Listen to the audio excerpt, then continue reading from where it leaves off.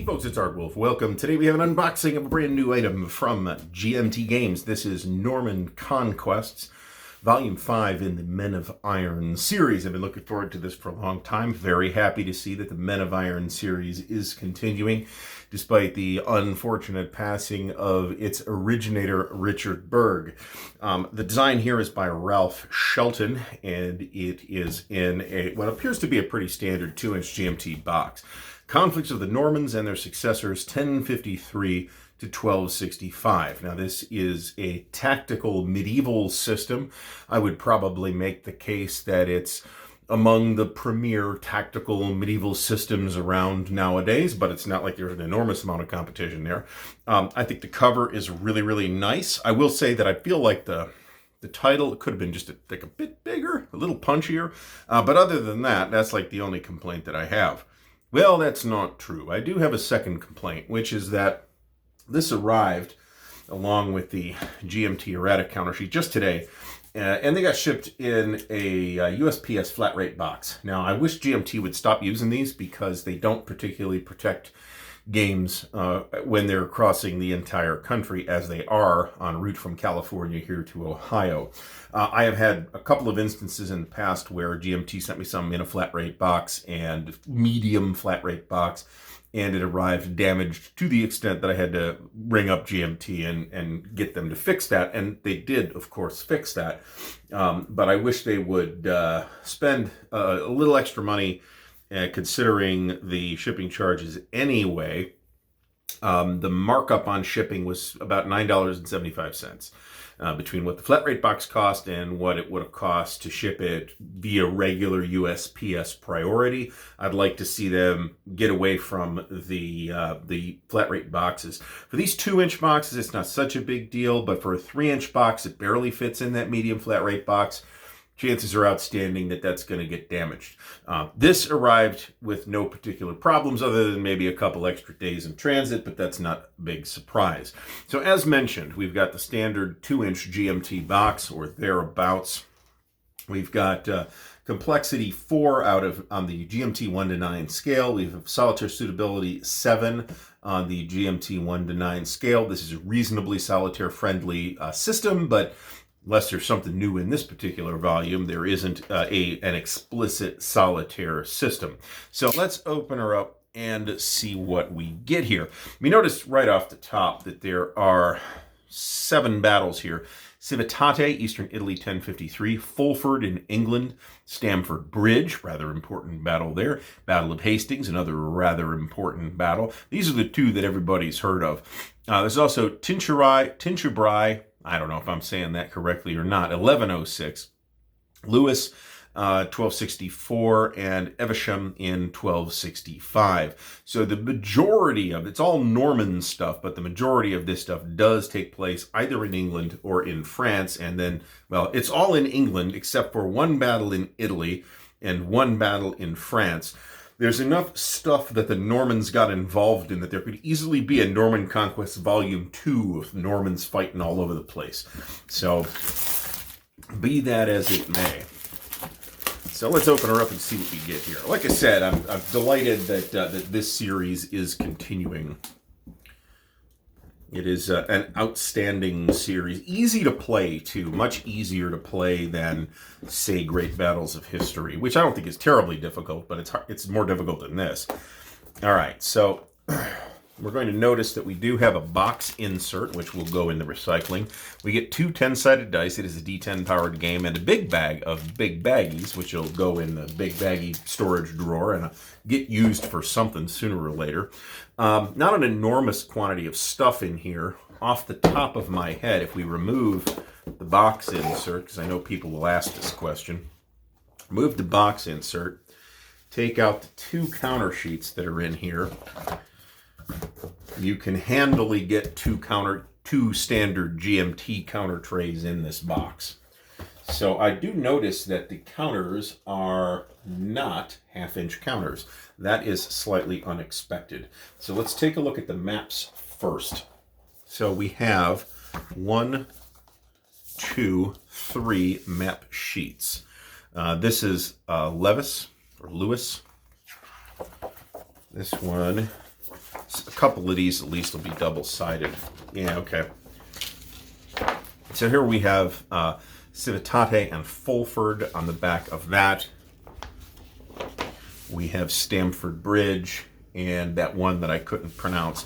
So just off the top, these 4 battles right here are all on half-sized maps. So if we fold one up, you get Stamford Bridge here. Here's the bridge. And then we've got 2 other maps. That's single-sided. And this one looks like it might be single-sided. Now this one's double-sided. So this one, this full-size map is going to be Hastings, okay?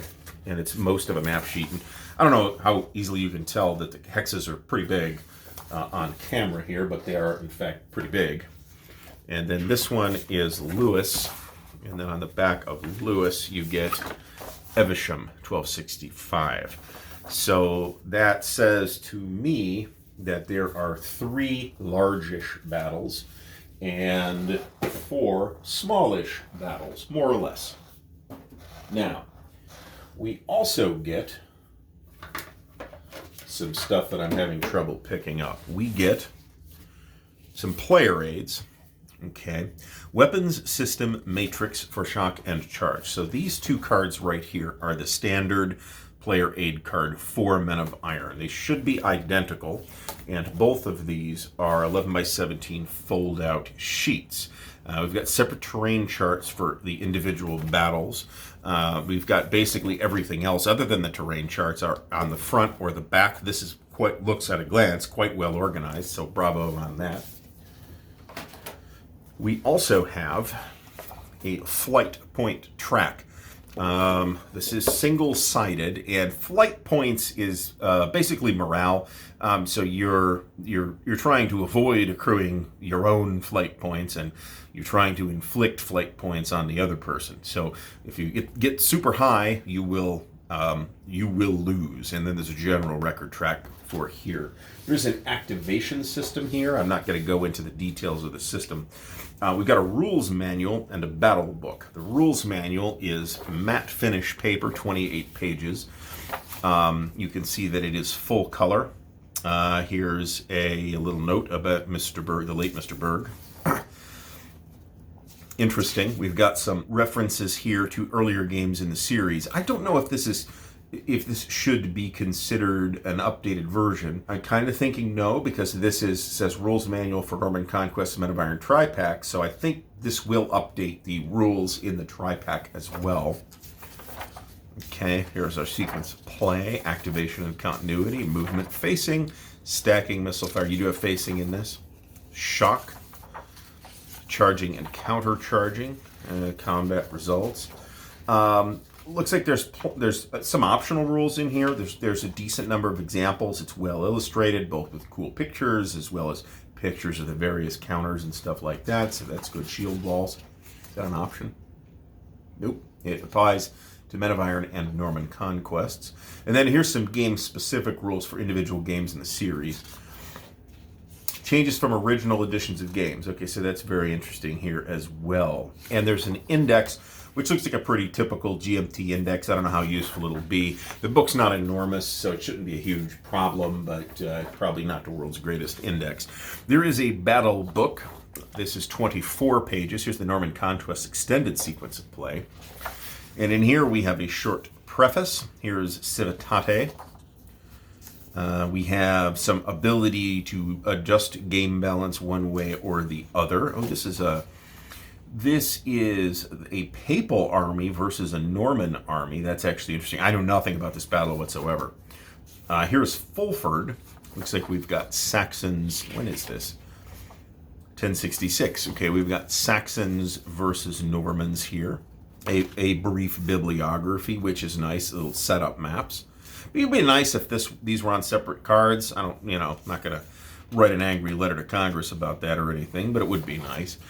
Stamford Bridge. Of course, this is a very famous battle where Harold Godwinson defeated King Harold Hardrada of Norway, who was another claimant to the English throne.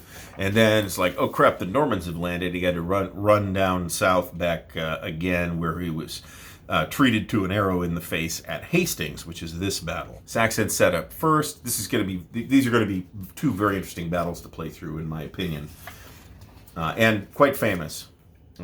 Tinchebrai, Duchy of Normandy, France, 1106. Yeah, this is another one I don't know anything about. Here's Lewis. I think that's how it's pronounced, which is in England. English. This is 1264. Royalists versus baronial army. That's interesting. This is another one I don't know anything about. Here's Evesham. Again, we have royalists versus a baronial army. There were all kinds of revolts and stuff in this general period. Here's an example of play which doesn't exactly look comprehensive, but it's nice to have what we got here. And then, of course, on the back, again, we got the Norman Conquest extended example of play. Now, as previously mentioned, there are two counter sheets, and there's actually more than that. There's two counter sheets that are full-sized, and this adorable little miniature counter sheet right here. These look like, not sure if these look like 5/8 inch counters or not. Well, the back of the box says they're 9/16 inch counters, and I'm prepared to believe that. At a glance, they seem like they're slightly bigger than that. But in any case, you've got your leaders up here, you've got your troops down here, you've got troop types, you've got a couple of different factors on the counter, which is basically just a strength factor. Here's your Saxons, here's your Norwegians for Stamford Bridge, here's your Normans, here's the Papal army. These are, generally speaking, not going to be super duper large battles either. As you can imagine, Stamford Bridge and Hastings are true. Well, Stamford Bridge is not that big, actually. It's a half size. So this is you're going to basically use all these Norwegians for Stamford Bridge. Here's the Royalists versus the baronial army, red versus gray in this case. A few markers here, not a ton of markers. Unlike GBOH, it's not a super duper marker heavy game. I believe the back sides, to the best of my recollection, do represent either reduced strength size or a disorganized side. It's a disorganized side. Got your extra counters here with a few additional, looks like royalists or so, and some shield walls and a few other things here, some extra baronial troops as well. So, delighted to add Norman Conquests here to the Ardwulf's Lair library. I've been waiting for this for a long time. It did make its way fairly quickly through the GMT pipeline as such things go. So hopefully this series will, I mean, there's plenty of material, plenty of historical topics for a tactical medieval game to touch upon, many of which have not been heavily done by war games in the past. So it's nice that we have a Volume 5 here. Can't wait for Volume 6. Bring it on. GMT designer Ralph Shelton may have it in the works right now, for all I know. Massive thanks to the patrons of Ardwulf's Lair, whose support and encouragement make what we do at Ardwulf's Lair possible. Thank you, patrons. Links to help support the channel are in the video description, so check out the Patreon, the Ko-Fi, and the merch store, where you can get snazzy Ardwulf's Lair t-shirts, drinking vessels, and other cool swag. There is also an affiliate link for Noble Knight Games in the video description. If you buy stuff through that affiliate link, it helps us support the channel with Noble Knight store credit. Thank you, Noble Knight. Until next time, thanks for watching, and happy gaming.